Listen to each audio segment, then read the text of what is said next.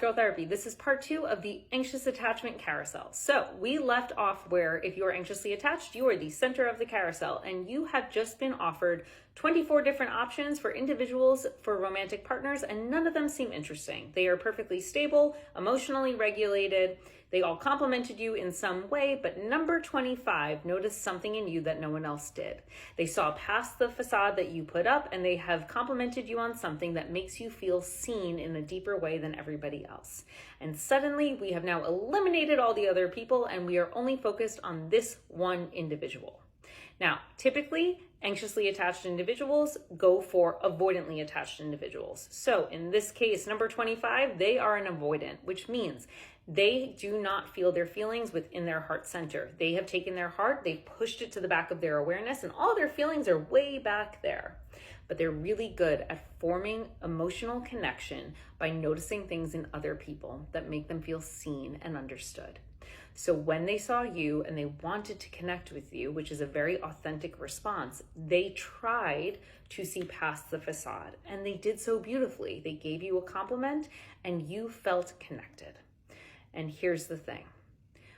Each time that the avoidant kind of circles around, we want to feel more connected. If you're the anxious person, you're going to want to constantly feel that deep sense of intimacy and connection with them, because it's probably been so long since you felt that with someone. It's probably been a while since you felt that deeply connected to somebody.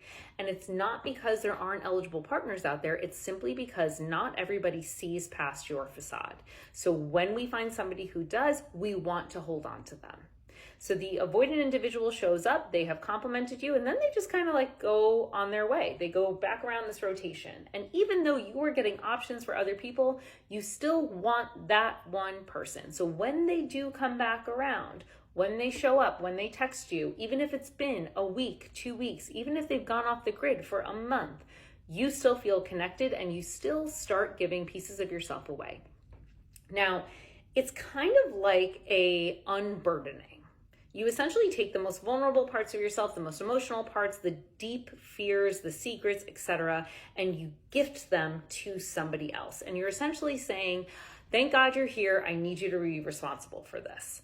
And as the avoidant, they're not really sure what's going on because their emotions are way back here. And suddenly they have their hands full with somebody else's emotional regulation, their vulnerability, their secrets, their memories. And all of that is kind of a bit too much. So what the avoidant will do is they'll kind of time their existence with wide gaps. And what you'll begin to see is that if the carousel was happening and they showed up once a week, they might start showing up once every 2 weeks, maybe once a month. Maybe they'll pop up out of the blue sometimes, but each time that they pop up, you forget about the fact that they have not shown up for you all those other times. It doesn't matter if you're sitting in that state of super high anxiety in the in-between where you're worried about them, where they haven't texted you back, where you're wondering where they are or what they're doing and you really want to talk to them. We forget all of that because the moment that the avoidant shows up, you are relieved.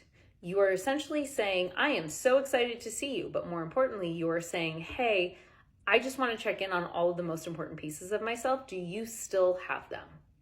And 9 times out of 10, the avoidant does not. Because if you've given them some really significant stuff, that's not theirs to hold on to. They are not responsible for your emotional well-being or taking care of all of those really sacred things. So what the avoidant does is they actually just kind of like let everything go. They let it float into the abyss.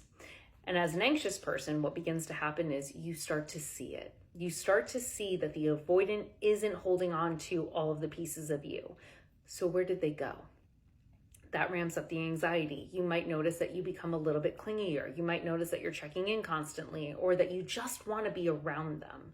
You want to spend more quality time with them because you want to feel a sense of emotional, mental, and physical safety because all of the most important pieces of you, the piece of your heart, is nowhere to be found. It's essentially just MIA. The avoidant doesn't have it and you don't have it, so it's out in the abyss. So here's how you fix it. I'm going to make a part 3 about this. Sorry, I didn't think I was going to, but I ran out of time. I'm going to make a part 3 about how to change the anxious attachment style, because there are tools to help you do it. And when you approach anxious attachment and you learn how to regulate it, you're going to see a whole different side of dating.